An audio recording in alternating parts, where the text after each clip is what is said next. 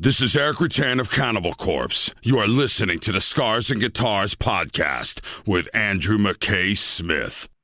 Hey there, hope you're well and you're keeping sane no matter where you are on this glorious globe of ours. If you're experiencing a pandemic-induced lockdown, such as my friends in New South Wales and Victoria in Australia, yeah, what can I say? Hope we get out of them sooner rather than later. But right now, I've got something that should soothe the soul. It's a conversation with Alex Grossi from Quite Right and Hookers and Blow. It's that latter band that acts as the catalyst for this chat due to the release of the self-titled album featuring covers from Bowie, Elton John, The Stones, and many, many more. And there is a notable inclusion that I talk all about in the conversation, so why don't we cut to it? Here he is, Alex Grossi from Hookers and Blow. Hello, mate. Hey, how's it going, man? Very good, very good. What's the day held up to this point for you? So far, not much. I went and just took my morning walk, and it's about 100 degrees out here already in Vegas. So I'm Las staying inside Vegas, today. Yeah, Las Vegas, I remember. Yeah, I've only been there once, but there's a few places in the US where the weather reminds me of parts of Australia, and that's one of them. Yeah. You know, a bit different. I can't wait to get back down there to Australia. We were supposed to go before the pandemic, and it fell apart, obviously, but we're looking to go next year. Oh, cool. Okay, is that right? Is that with Dizzy you're talking about, or another project? We do Hookers and Blow, yeah. Hookers and Blow. Yeah, I've got to say, Alex, I'm enjoying this project, actually. It's, it gets sent so much stuff, and I don't know how many releases I get sent a week, but it'd be near to 50, and you can't listen to everything, obviously, but when names like, yours and Dizzy appear on things, you tend to give things a chance, and I'm so glad I did that because I've had it on, I think Mark might have sent it to me about 2 or 3 weeks back, and I've been listening to it in the car. Oh, nice. So, yeah, I love it. And I've said this a lot on my podcast, but I love it when music finds a place in my life where it sort of integrates. Right. And I just go, what am I going to listen to now? And I've honestly just had this on repeat now for quite some time. So you guys have done a cracker job. Awesome. Thank you very much. The inspiration behind recording an album of covers like this and some left of center covers, I've got to say as well, instead of going for Black Dog, you've gone for some other cooler stuff. Can you tell me what the inspiration behind doing this with Dizzy was all about? Well, I mean, we've been doing this thing for like 18 years now, and it's gone from just shitty bar band, playing for beer all the way to where it is now. And, when I spoke to Mark, when I initially met him, he asked about doing a record with the band. And we'd never thought about it. And we recorded we recorded a little bit, but it kind of all came together once we got, officially got an offer to do a record. And we knew we had full creative control, which was very nice, as opposed to these labels that have certain expectations about, they wanted their opinion on the mix and the choice of songs and all that. We were just let off the leash, which is good. Because if you tell us how to do something, we're going to do the opposite. That's just in our nature. So, that was sort of the catalyst for the whole thing. We just knowing we had full control over everything, and we could take our time and do it right. Yeah, well, it has been done right. Yeah, and I've already hinted at what my next question might be, but I'm a huge Body Count fan, I've got to say. And when I saw that you'd covered The Winner Loses, and you'd done a great job, by the way. You'd reinterpreted it in your own way. So why Body Count? We were just talking about that record in the van one night after a gig. I think we were in Texas. The only two people in the band that I'd ever heard it before was myself and Nadja, Dizzy's wife. And we were singing it in the van, and Dizzy goes, "Is that a song?" I go, "Yeah." And then we brought it up on our phone and played it for me. He goes, and I go, "We got to cover that." He goes, "Yeah, we do." Just nice. It's such an honest song, and it's such an odd choice. I mean, my buddy plays bass in Body Count in the current version. We actually been with him for like 15 years. And I texted him the link to it and sent it to Ice-T, and he loved it, So we got the stamp of approval from the man himself, so I'm happy. Yeah, of course. Yeah. But you've also done some others. You got the Bowie cover here, which bit different to the one that Bauhaus did, the Ziggy Stardust song there. But yeah. When you're thinking about playing, the guitarist in Bowie is Mark Ronson, is that his name? Mark Ronson. Mick Ronson. Mick Ronson, there you go. Yeah. Mark Ronson's the guy who did Uptown Funk. Indeed. Yes, you're spot on. I played both. I'm a muso too, so I've had to play both, and I think I get them confused. But when you're playing guitar and you're listening to a guitar line like that almost everybody on the planet's heard, but then you do it justice the way that you have by adding your own flavour. Is that the product of you just playing that song for decades on end, or was it more spontaneous than that? You know what? A lot of the, because I never got the chance to do overdubs in that song. So a lot of the ear candy guitar and stuff you hear in it was on the kind of, on the spot in the studio that night, because when we play it live, I'm the only guitar player. So I've never heard that done by us with more than one guitar part. So once I laid down all the, the rhythm tracks for it, I got to go back in and do the solos and stuff that aren't on the original recording, but kind of give it its own little touch, Yeah, as I say, it's a lot of what I call salt and pepper. That's your own seasoning, seasoning across it all. Because to be honest, I can't stand it when I hear stuff being played straight when people do covers. Because the whole point is to put your mark on it a little bit, Well, how did you pick the songs though? Because you probably can play hundreds of covers. So when we made a list of about 20 songs and whittled it down to what you hear on the record. It came together very quickly, And we wanted to just throw it all over the map. We have Eddie Money, then we have Body Count. It's like who would do that? I got to say, I think the Body Count cover makes the album. I think so too. It's one of my favorites. Yeah. Yeah. For it to come together so quickly, though, it sounds extremely cohesive. So where did you record it? The rhythm guitars, the drums and bass were all done out here in Vegas. And some of the bass was done in LA. I mean, but the rhythm tracks, main rhythm tracks were done in Vegas. And then we, Dizzy and I, that was in 2019. And then, when the pandemic hit, we were about halfway through the record, and all the drums were done in 2 days. We had all the skeleton tracks to work with. Then we all used our home studios to add stuff to it afterwards.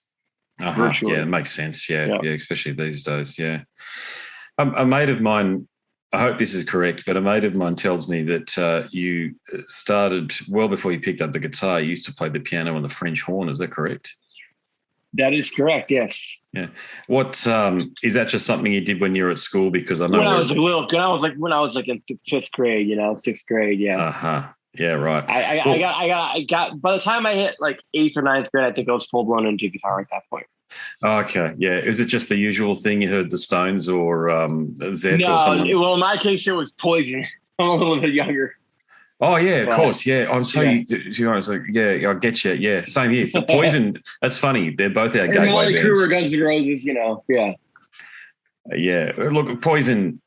I think they went through that period where people couldn't give a damn for a long time. But look, they were a gateway band for so many of us, weren't they? Yeah. I mean, it was very accessible, and I don't know how old you are, but I'm 44, and when I was a kid, that was you had access to what was on MTV. You couldn't really go discover new music too easily. You're limited to what's available at the local Kmart or Walmart or whatever, or what's on MTV or on the radio. And that's at that time was whittled down to like 20 songs a day. Yeah, I'm the same. I'm 43, so same age anyway. But it was. I thought we caught the tail end of it before Nirvana blew everything up, of course. Exactly. Yeah.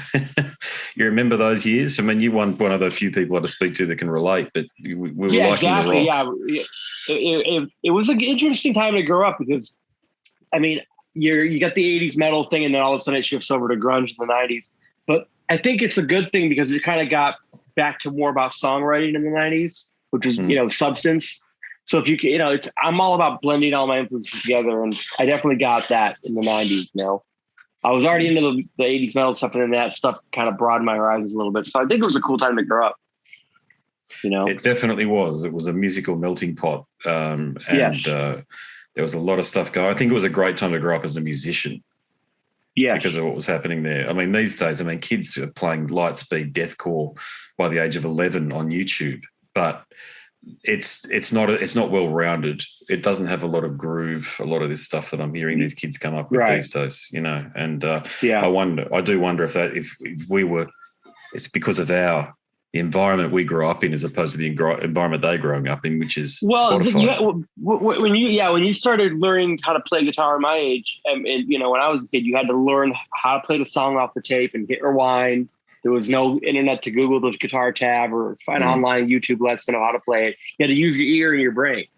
Yeah. And now that's kind of been overlooked because technology makes, obviously, if they had YouTube when I was a kid, I would have been YouTubing guitar lessons too, but they didn't. But I think it churns out a more well-rounded, more experienced player with more knowledge of the instrument because you're forced to work a little more, Do you pick a guitar that has a certain sound for a song, or I know you're a Paul Reed Smith guy, but I can see there's a Thunderbird there behind you and a bunch of. Oh, that's a Thunderbird mandolin, actually. All right, it's a mandolin, yeah. Nice, yeah. No, I use almost the same guitar for the whole record. Just one guitar. And then a bunch of plugins and all recorded virtually. Yeah, these days it is all about plugins because you can do it. Actually, I couldn't. It sounds like they'll sound like real amps on there for sure. Yeah. No, you can't tell these days. It's technology's caught up. There's no doubt about that with our ears. So yeah. I'm going to take a bit of a right-hand turn, and somebody who I think is unfairly overlooked is Yanni Lane. But can you tell me about your relationship with him? Obviously, with Yanni Lane from Warrant. I know he's long gone. Oh, Janie Lane. Sorry. Oh, yeah. No problem. I played with Janie for a few years, actually. I met him in 2003. And we worked together, off and on. I did a few of his solo shows. I did, I never recorded anything with him, but we did write some stuff together. Never still thought of that day. He was a great guy. He had his demons for sure. And, but he was, he could be a bottle of Jim Beam in and still pick up an acoustic guitar and sit on the couch and just write a killer song and not even remember the next day. He had that gift. Oh, wow. Yeah. It's very sad what happened to him, I've got to say. And I think he, in preparation for our chat, I was just listening to some Warrant again last night. I thought, wow, there's a bunch of people out there that don't know how good that band was. And yeah, exactly. Yeah. And then great catalog of songs, And you're a bit of a go-to because, quite right, you've been in the band now for some time. It's almost 18 years. Yep. Yeah, 18 years. Yeah, what does that make you? Your mid-20s or thereabouts when you came on board. I met Kevin Dubrow when I was like 26. Yeah. What was it about you and your playing and your approach that you think that appealed to them? I think it was. I don't really know. Anybody. Those songs aren't super difficult to play. It's just more about being able to handle the gig and the touring and understanding the industry. Because a lot of guys can play in their bedroom on YouTube, but you get them out on the road and they crack or they freeze up in front of an audience. So because I had the experience from the band I was even previously, because I've been doing this since I was right out of high school. I was touring professionally, so I think they liked the fact that I was young, but I still had some experience. Because most kids my age at that point didn't really, they didn't have that in their back pocket or on their resume or that built up that experience of touring. And there's a lot more to it than just playing the songs. Yeah, of course. You got to build handle yourself, with traveling and, it's crazy. It's a crazy business, What was Kevin like as a bloke, away from the stage and the cameras? And he was a really, really, I didn't know him in the 80s. I'm glad I met him when I did, when he kind of mellowed out, I think. But he's treated me great. He's really very generous guy, very, very sensitive, very, very intelligent, and very, very overlooked as a vocalist, I think, The guy could do 10 in a row he never warmed up. He never really did the things that singers do to take care of their voices. He just did his thing. I mean, he'd get out of his bunk, put on his stage clothes, and clear his throat and go up on stage in front of 5,000 people and belt it out. So he's a great. I miss him. We miss him a lot, obviously, you know. But I think he'd be happy to see how things are going today for sure. Is there anybody out there like a Vito Bratta or somebody like that I know Vito's long left the stage, but when you pretty much proved you can play with anybody. So who do you want to play with? I don't know. You know, I don't know. I mean, I don't know if I can play with anybody, but if I, you know, I mean, if Eddie Money were still here, I'd love to play with Eddie Money. I'm the one who picked the Eddie Money cover for the record. He's one of my favorites. But no, I have never really thought about it. What about, have you ever thought about doing, you might have done it, so I don't have a complete resume from you, but Cirque du Soleil or Trans-Siberian Orchestra or one of those touring things? I've never done any of those things. I've always been working with a rock band, you know? You know, I've never, I've been asked about it, but it's like, you have to kind of commit to being in one place for a long time, which I can never do. Yeah. No, fair enough. Yeah. Tell me about your collaboration there with Public Enemy, Flavor Flav. Yeah. That came about very organically too. Flavor Flav and I go bowling once in a while out here in Vegas. The little casino, we live like, you know, a few miles away from each other. And I'll meet him for late night bowling. I started doing it a couple of years ago. And then, you know, when he turned 60, he had me put together a band for his 60th birthday party. We played Bring the Noise. And it was crazy. I mean, it was just like one of those nights, you know? And then about a year later, he called me. He's like, I'm in the studio. I want you to come down. And I said, all right. And I got in an Uber, went down to the studio we both work at. And he was recording tracks on a new Public Enemy record. And I played some guitars and did some little background vocals and completely forgot about it till like last August. I got an email from Universal with a release form saying, you got to sign this. You're on the record. I'm like, what? Oh yeah. I totally forgot. I even, you know, I didn't think they were actually going to use the track. But yeah. Yep. It's all signed, sealed, and official. Yeah. So I know the track you're on features George Clinton and Cypress Hill, but you weren't in the studio obviously at the same time when they were. No, it was all done virtually because it was in the middle of the pandemic, you know. Yeah, that was like it was done during super lockdown too. So, the studio we went into, they weren't fully open either. It was definitely virtually. Yeah. Yeah. Do you think you'll work with Steven Adler again? I don't see. I mean, if the opportunity presented itself, I mean, he's got a killer band right now. And actually, Alistair, who produced our record, is the guitar player in Steven's band. I got him the gig in that. Oh, okay, sweet. So it's all one big family for real. You know, it is like that in the rock community in the States, isn't it? Yeah. Once you've proven yourself, you've pretty much. There's like a handful of guys that are go-to guys for guitar, bass, drums, and you know, once you get in that circle, I mean, look at how many guys have been in a lot of these different bands. You know. They kind of all swap places around. I mean, I've never wanted to be one of those mercenary guys that goes from gig to gig to gig. I like being in one band. That's why I've stuck with Quiet Riot the whole time. But I don't want to be in Rat one week and then a version of LA Guns the next week. I want to be in one band, and that defines me, you know? Yeah, the rat thing's turning into a bit of a circus, so isn't it? Well, it's, you know, I don't really know the ins and the outs of that. I just know that, you know, it's as you get older, you realize. I mean, we just did a show with them last month, and it was Kix, Quiet Riot, and Rat headlined. And you know, Quiet Riot. This is obviously without Frankie. You basically, you know, it's about the brand. You know, I mean, the people in the audience, they don't want to know. They don't keep up with who's in, who's out, who's mad at who's suing who. They just want to hear the songs and hear the songs done well, you know? Yeah, that's so true. That should be the main. You should keep it about the music, you know? You got to keep it about the music. Yeah. Fans are good at doing that, it turns out. I think as long as it's the officially endorsed version of the band. Like, remember when they the legal version, because it all comes down to the trademark and who can use it and who can't, all that, you know?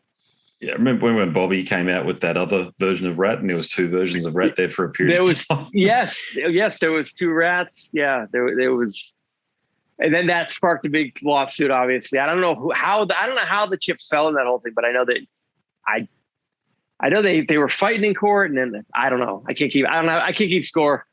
No, it's like that. It's a bit of a soap opera, but I guess the fans even like that aspect of it because it keeps the bands in the spotlight even that way. Well, it's like the WWF, and they're leading up to a pay-per-view event. Indeed it is. Yeah, indeed it is, mate. Well, that's it from me. Thanks for making the music that you have, especially this recent one. I'm enjoying. I really appreciate that, man. I'm glad you're enjoying it. That's why we did it. Yeah, no, it's a great album. I'll always do what I can with Mark to get some of these killer releases out there. But this is probably the best one from him that I've heard so far. So, well, tell him that. Tell him that. Yeah, he's really excited. He's really happy with it too. Yeah. No, he's picking some good stuff these days, but you guys are at the top of the pile so far as I'm concerned. So congratulations on that front. And I definitely hope to see you guys down here in the very near future post this bloody pandemic. We're in the pipeline, so stick around, and I'd love to catch up with you in person when we get down there. Have a beer, mate, for sure. Yeah, definitely. Absolutely. All right. Cool, well, thanks very much, mate. Have a good one. No worries. Catch you. Take it easy. You too. Yes, another conversation with an extremely talented musician. That one was a chat with Alex Grossi from Quiet Riot, Hawkers and Blow. He's done some work with, I call him Jani Lane. There you go, Jani Lane. Yeah, Jani Lane from Warrant. Dearly missed. What an outstanding vocalist. And I've got to say, Warrant are probably one of my favourite bands that emerged throughout the 80s. If you haven't checked Warrant out and you think that they're some sort of stupid hair band, they're not. They're actually a great rock and roll band, so do check them out. But Hawkers and Blow as well, I meant what I said. I love some of the work that Mark and Golden Robot Global Entertainment Group are putting together, and Hawkers and Blow is a fantastic example of Golden Robot's commitment to rolled gold rock and roll. If you like that conversation, there are plenty more just like it over at scarsandguitars.com. Please like, subscribe, share, all of that sort of stuff because it does help spread the gospel of rock, metal, punk, alternative, all of that stuff that involves guitars, basses, drums, and a vocalist. My name is Andrew Mackay-Smith, and I'm the host of the Scars and Guitars podcast series. Until next time, have a great one.